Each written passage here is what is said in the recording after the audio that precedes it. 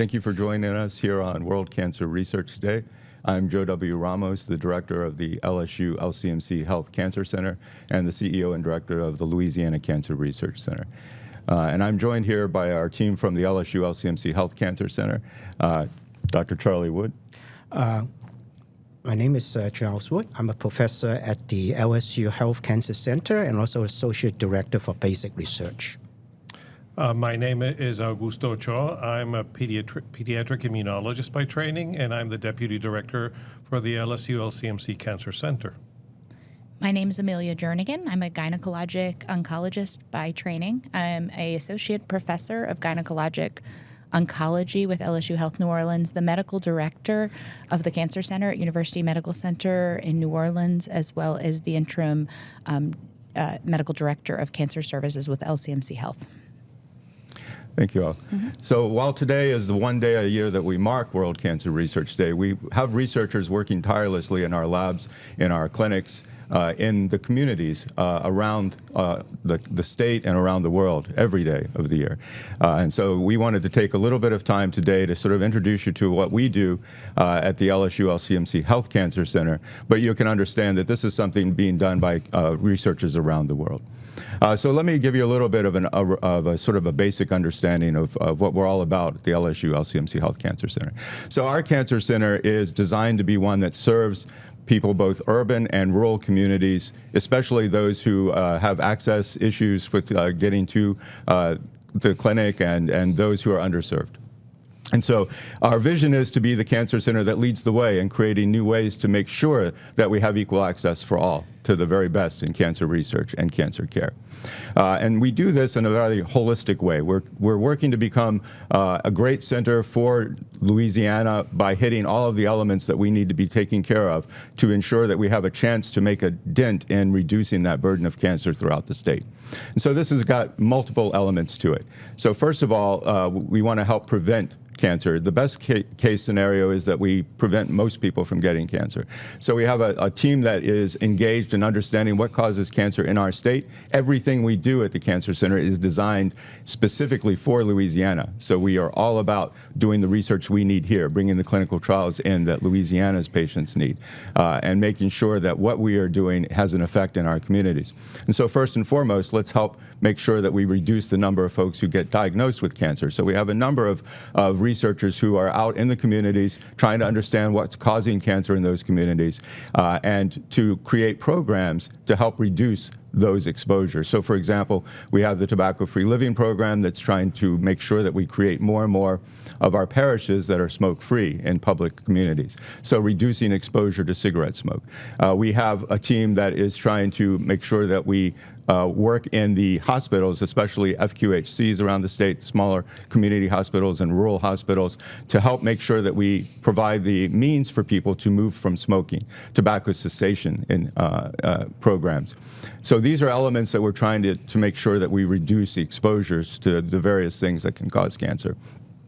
And another element of this is in prevention is we have new means, for example, in cervical cancer. No one should die of cervical cancer any longer. We have both HPV vaccinations, which can prevent cervical cancer, and then we have very finely attuned diagnostics now. Some of these can be even used in the home to make sure that you detect cervical cancer early on.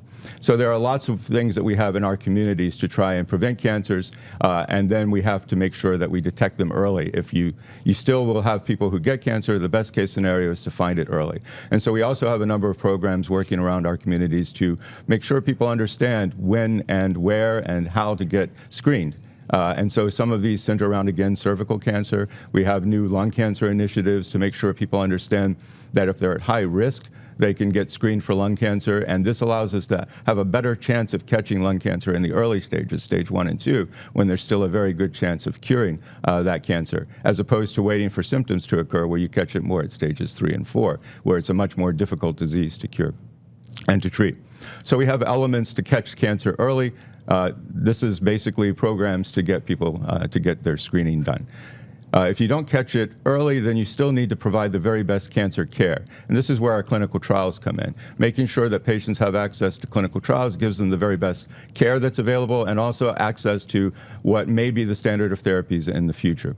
And so we have clinical trial networks that we're going to talk a little bit about today that are statewide here.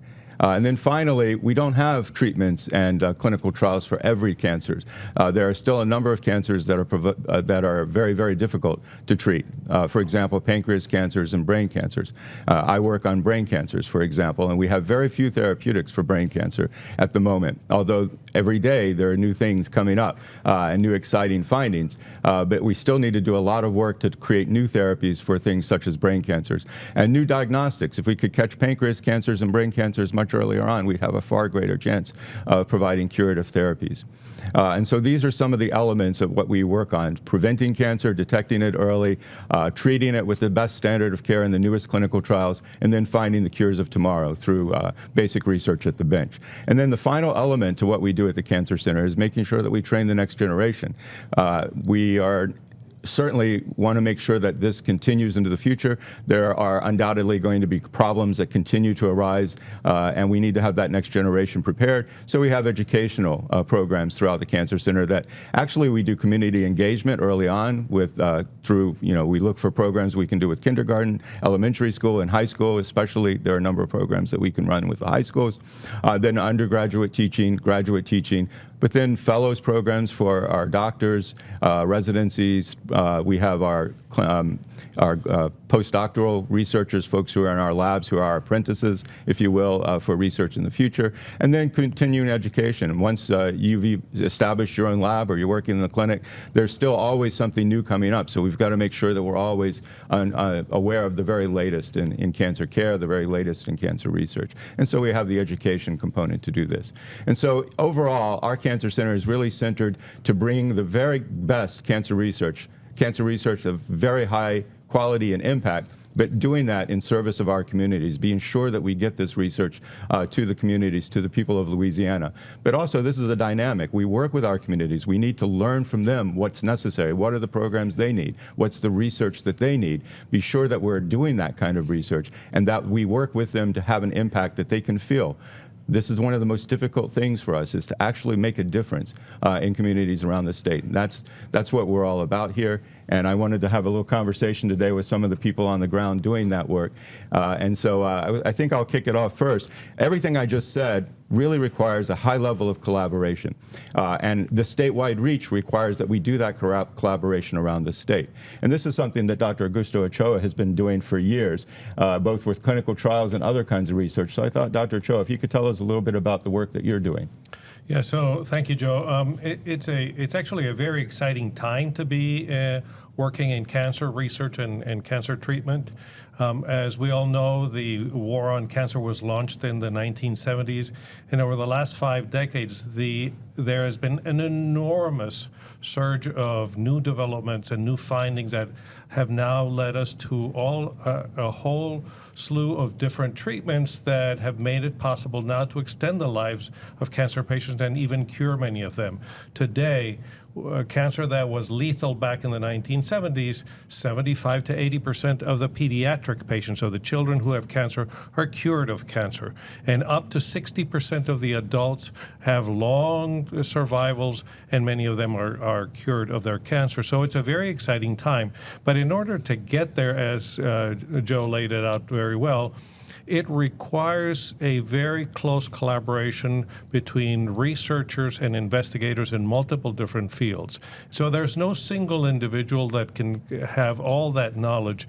It really requires communication. It really requires close work. It really needs the fact that individuals are able to work together, share information, and find the discoveries that lead us to understand why cancer cancer is developed, like you said before, what are the molecular and the genetic changes that lead to cancer, how can we develop drugs that target those molecular changes, and then how can we stimulate the patient's own immune system in order to treat cancer. But in order to do that, we have to work closely, we have to work harmoniously, which is sometimes not so difficult when you have very strong researchers. But I think what has brought us together is that drive to bring the best that we can to patients who have cancer. And so one of the things that we do is we have to translate all of the findings that we have in the laboratories into the clinical arena. And when we do that and we develop these clinical trials, we have to work very, very closely with our clinician partners and with the patients and the patients' families in order to help them understand that participating in a clinical trial allows you today to get the treatments that will be approved tomorrow. And so it is important for us to understand that clinical trials are not anymore being a guinea pig in a clinical trial, but rather participating in the scientific development and the scientific discoveries that will give you the new treatments. And we have highly experienced clinicians, fortunately, in our environment and in our group at LSU and the LCMC Cancer Center that work with us very closely and do exactly that. And so I would like to ask Dr. Jernigan, who has worked with us for many years, helping us develop those approaches, and how she thinks is the best way to bring clinical trials to patients and help them participate in this process. Yeah, I think I can't overstate how important it is to have access to these trials for patients in our state and in our catchment. The reality is that, I think the biggest misconception people come to me with is they think that clinical trials are really when you don't have any additional options. And there's room for that, for sure. I certainly can give you patients' names, and I won't, but I could give you patients' names who went on to a trial when they didn't have many other options and lived a very, very long time and did very, very well on that trial. So that arena where you go on trial because you don't like the options available to you, don't have a lot of options, that's real.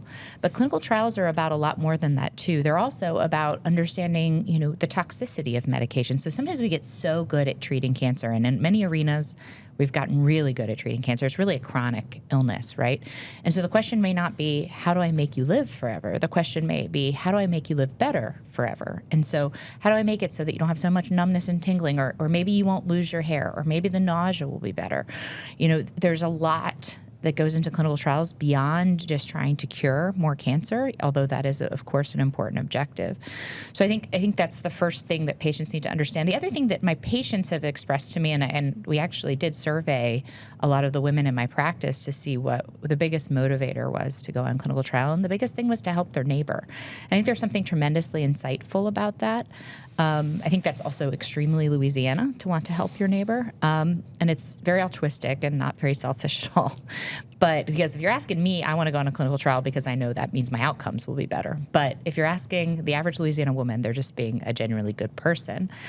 And I think that really reflects something that's important to state, which is that if all the clinical research and all the cancer research happens outside of Louisiana, the treatment of tomorrow is not going to reflect what's best for Louisiana. So we have sort of this uniform objective or sort of shared responsibility to make sure that we're there at the table, and that the research and the treatment that we're testing has been proven to be the best treatment for the patients that live here.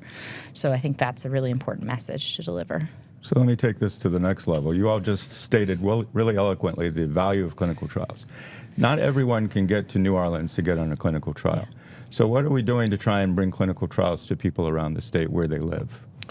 So that's a very good question, Joe. So one of the elements in following on what Dr. Jernigan just mentioned, The collaboration among our different hospital systems and investigators in the state has been crucial in this process.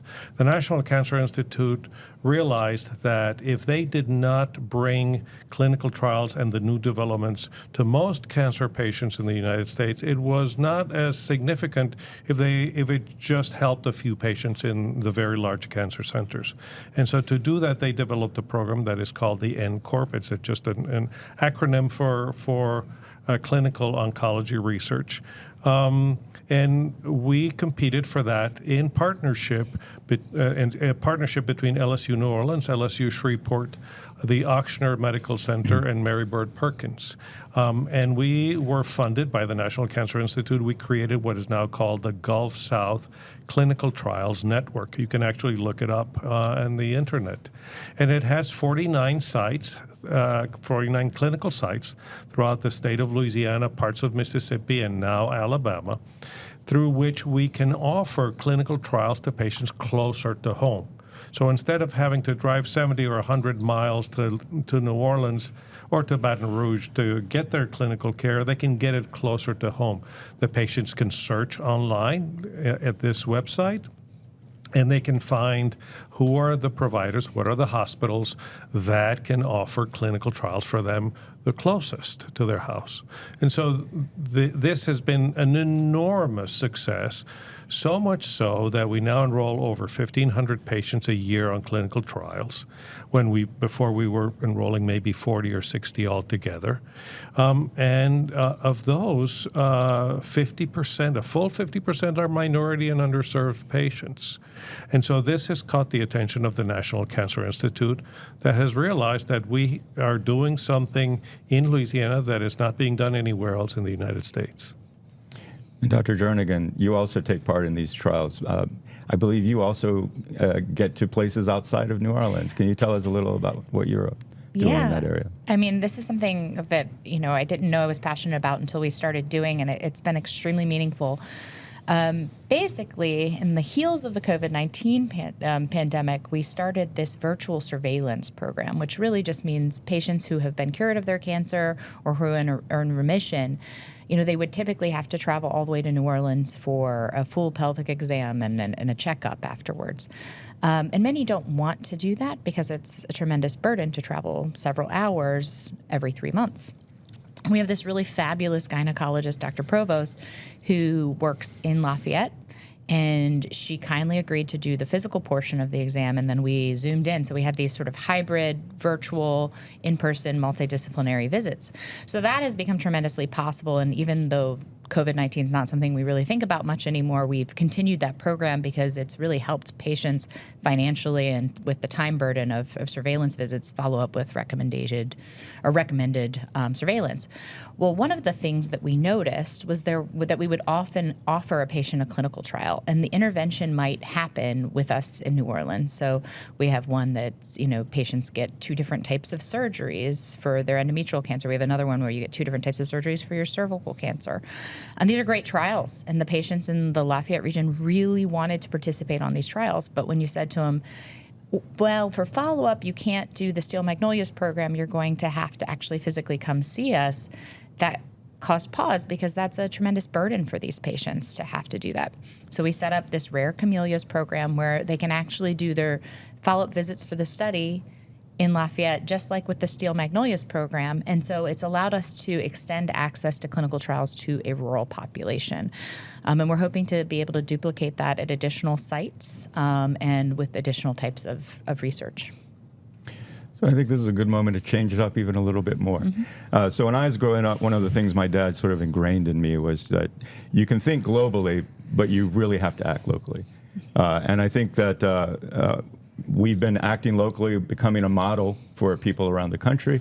But we have Dr. Wood here, who also thinks globally and acts locally. So Dr. Wood, you want to tell us a little bit about some of the global viral oncology work that you're doing? Sure. Thank you, Joe. I think actually our program is really very broad, has a broad component. The researchers here in our cancer center has a focus so that what we learn from the clinic in treating patients and also what we learn in research in the laboratories with a global impact. After all, the knowledge we gain is universal. So talking about global, according to the WHO, in 2022, that the cancer incidence and mortality is increasing. Their data show that in 2022, there were 20 million mortality in a single year, and over half of them, 56%, are in the developing countries, such as Asia and in Africa, especially in sub-Saharan Africa, where you know that the healthcare system is very poor, a lot of underserved individuals, and they basically have late diagnosis. They do not come to the hospital on time. So all the patients they're seeing are in late stage. That's why very, very high mortality rates. And it's expected that sub-Saharan Africa will have cancer mortality doubling by 2040. And part of the reason is because of their poor infrastructure, poor late diagnosis, and not enough finance support for the healthcare system, but also because of the high HIV prevalence in those settings. Now, we know that HIV infected individuals, they are now living longer, but about over half, 2/3 of them are actually living in sub-Saharan Africa. We're very fortunate to have antiretroviral treatment, so they're living much longer, but their immune system is still not completely normal. Even though we don't see mortality by HIV as before, but as they live longer, they're seeing these so-called non-communicable diseases, and cancer is leading the way. And most of the cancer in that setting is related to viral infection. HIV is being a major cause, causing immunosuppression, but also other cancer-causing viruses. Cancers such as lymphomas, cervical cancers, Kaposi sarcoma, all these are related to viral infection, and hepatocarcinoma as well. So our focus really is to work with them and developing research programs in order to have not only helping them, but also what we learn from them will benefit the patient and what we do here as well. We have 2 active research programs with 2 African countries, Tanzania and Zambia. In Zambia, even though the HIV incidence had gone down quite a bit, when I first started, it was during the peak of the HIV epidemic, the HIV prevalence was 40%. Now, with the introduction of antiretroviral treatment, fortunately, it gone down to 10%. But imagine this 10% of the people, 1 in 10, is going to live much longer. They're going to eventually come down with cancers. As a matter of fact, the cancer incidence in HIV people is much higher than the normal individual. So therefore, our research focus and collaboration is focusing on how HIV and other viruses, co-infection, could affect the cancer development. We focus on different areas. We work with the community to develop early diagnosis, early treatment, sensitizing the community, linking them to the hospital for care, as well as better diagnosis. We developed the pathology program, much more accurate diagnosis, so that they will be able to develop a treatment early. So these are some of the things that we do. But on the other hand, we also want to understand the biology, how these viruses, infection, immune system defects can lead to cancer development. And on top of that, we want to build the infrastructure to help them. So talking about building infrastructure, we have 2 ongoing training programs, one in Zambia and one in Tanzania. And these training programs are supported by NIH.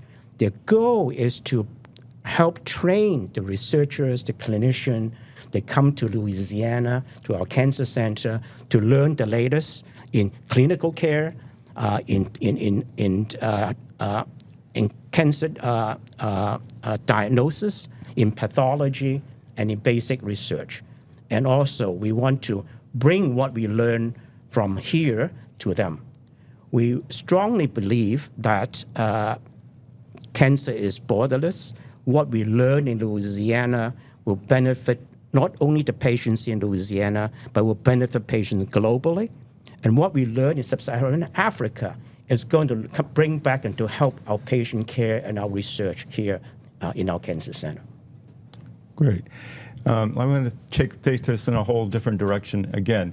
So I'm going to talk a little bit about something. Sometimes I think we get caught up in thinking that cancer is such a problem we haven't really made any difference in 50 years. And I think all of us here have examples that we can share of areas where we've transformed cancer care. One of the ones for me that I learned about early on, so I do basic cancer biology, trying to understand what drives cancer's formation, what makes it grow exponentially, and what allows it to move from one place to the other. Most cancers that are solid tumors cause the death in the patients because they metastasize to other sites. And as I was learning when I was in graduate school about this, there was a new therapy that had developed for chronic myelogenous leukemia. So this was a protein, they understood that the protein called BCR-ABL caused this disease, and they started to work on inhibitors, things that would stop that protein from working. And so that they took this disease that used to be more or less a death sentence and turned it into a chronic cancer. And so this is an area where we've had at least, and that's the other thing, cancer isn't one disease, it's hundreds of diseases. And even the same type of cancer might hit two different individuals differently. So this is why you hear us talking so much lately about precision cancer therapies. How do we make sure that the cancer therapy, how the cancer care is designed precisely for you? Your cancer mutation burdens, the way you're experiencing that cancer.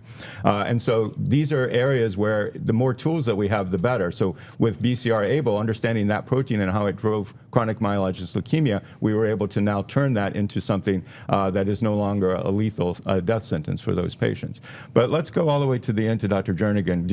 Have you seen a few new therapies that you're excited about that have transformed cancer care? Oh, yeah. I mean, it's been such an exciting time to be in this field. I'll tell you, when I was in fellowship, which wasn't that long ago, we really had carbo and Taxol. That was what we treated everything with. And those are old, excellent chemotherapy agents, but old agents. They've been around for a really long time. And I would just akin that to carpet bombing, just like, poison, your whole body gets it, and you just hope that you're poisoning the tumor a little bit more than you're poisoning the patient. And now we have all of these new treatments. I mean, we had something called we had a trial open, we enrolled well into, involving something called a trinket, where they basically is an antibody that attached to a receptor on the cell surface and brought a natural killer cell, which is a white blood cell, directly to the tumor to attack the tumor. We have these antibody drug conjugates that are just blowing up on the scene in GYN oncology space. And basically sometimes we test your tumor, sometimes we just know these tumors express high levels of these surface receptors. But basically there's TROP2, there's HER2, and these drugs are attached to antibodies that dock right at that receptor. And so it's kind of like droning in a bomb right to the tumor. And so that it has to be internalized by the tumor cell. And that really only happens at the tumor cell level, because the tumor cell is the only thing that really expresses these proteins. And then it just kills the tumor cell and the nearby cells. So we've had a number of recent FDA approvals, and we have a number of clinical trials open in this space. And they're very exciting therapies, and we've seen some really great stuff. Dr. Choa. Yeah, one of the areas that has exploded over the last 20 years is cancer immunotherapy. We knew that there was a very close link between having a good immune system and having a low incidence of cancer, because we knew that patients who received high doses of steroids or were in transplant programs in the 1970s receiving high doses of these immunosuppressive drugs had much higher incidence of cancer. So there was a connection, but we couldn't quite put it all together.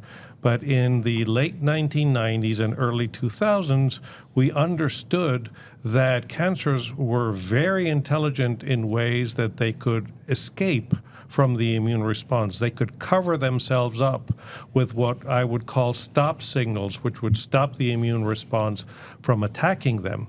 And what was developed back then was that a series of antibodies, like Amy just said, were developed to to cover those stop signs so that when the immune cell came by the cancer cell, they did not see a stop sign and went ahead and killed the cancer cell. And this is one form of immunotherapy. We've also learned how to train and educate the killer cells that Amy was talking about, so we can grow them in the laboratory to large numbers and then put them back into the patient so the patient's own immune system is taking care of the cancer. And this has, again, made major advances in patients who essentially had no forms of treatment. So these treatments have been so effective that they are getting approved with relatively small numbers of patients. And this is why exactly we're talking about the importance of participating in a clinical trial, because it's not anymore a guessing game. It's not just shooting in the dark. We know what's happening and we can monitor what's happening. And then patients get a chance to have appropriate and targeted treatments. And if they fail that, there's the next one coming up. And so really being part or planning for clinical trials should be something that needs to be done up front by the treating physician. They say, okay, we're going to treat you with a standard of care, but if that fails, we've got 2 or 3 other options right behind that. Dr. Wood. Yes, I think this is also very important in the sense that we can prevent cancer. We know a lot, especially the virus-induced cancer. Joe had mentioned earlier that now we have very effective HPV vaccine because it's against the virus. We know the causative agent for a number of these cancers, a large number of it actually. So we can develop prevention vaccine against these cancer-causing viruses. We're going to prevent cancer even developing. So another vaccine which is now being developed is against, for example, Epstein-Barr virus, and that's causing lymphoma. And we're also working on preventive vaccine for the Kaposi sarcoma herpes virus. So I think one exciting development is preventing cancer virus infection. And again, we learn a lot through what we study in the laboratory in terms of how viruses actually cause cancer. Thanks. And so this is a part of our team at the LSU LCMC Health Cancer Center. We're the nucleus of a collaboration that is statewide. So in addition to the work that we're doing around the state with our other LSU partners, we have collaborations now with Louisiana Tech and Grambling, collaborations in Shreveport and Baton Rouge. So we really are working statewide.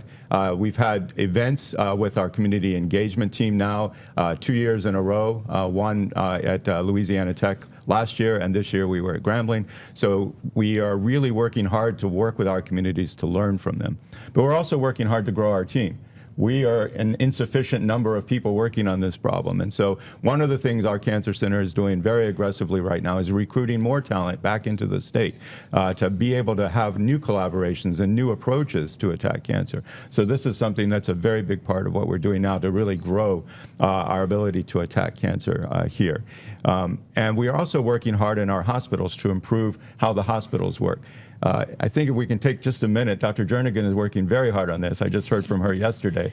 Do you want to just say a couple of words about how we can improve the patient experience in the hospital? Yeah, I mean, I think, if you've ever been a patient, it's always really eye-opening. I feel like I always tell people the story of the time my husband had a retinal detachment, and I had to navigate the healthcare system, from the other end and figure out how to talk to front desk people, how to get him the care he needed. I realized it's kind of clunky, and I think that's just true everywhere. It's a lot to navigate. I think we've been doing a lot of things on at UMC and at LCMC to try to improve that. One of the biggest things we use is something called a nurse navigator or a cancer care navigator, and these people are impressive. I mean, they will basically grab the patient by the hand from diagnosis and take them to place to place to place. But there are a lot of things we need to do at the systems level to make sure that patients have convenient care. People want to come in and get stuff done at a time that works for them. They don't want to waste their time waiting in waiting rooms. They want to have meaningful conversations with their providers. They want time with their providers. So they want to talk to the physician who's taking care of them so they can discuss side effects they're having, their worries, prognosis, they have all their questions answered. So we don't want them rushed through the system. We need to make sure that patients can get through if they have a question or an emergency or a concern after hours and on the weekends. And so we're working on all of those things. We're very lucky here in Louisiana because we have patients that I think are probably the most gracious patients I've ever dealt with in my life, but they deserve the best care. So just because they don't fuss like other patients do doesn't mean that they don't deserve what they get. So we're working on access, we're working on convenience, and we're always open to feedback. So, yeah. Great. So I think we'll close this out with the thought that you've heard a lot about some of the transformative discoveries that have been made in the last several years. This is all due to cancer research, and so that's what we're really taking a moment to pause and celebrate today. The work that's been done in labs around the world, in labs in Louisiana, is making a difference and has made a difference for people everywhere. And we're making sure here now, the new theme is it's great to have these new therapies, these new treatments, cures, and diagnostics, but it's only important to if you can get it to everyone that needs it. And so that's really become a theme of our cancer center, is being sure that while we're creating these new therapies, new diagnostics, that we get them to everyone around the state and the Gulf South region. And so again, in celebrating Cancer Research Day, I want to thank my team here for joining me today and sharing some of your personal perspectives, and leave you with the thought that cancer research really does make a difference for you here at home in Louisiana. Thank you all.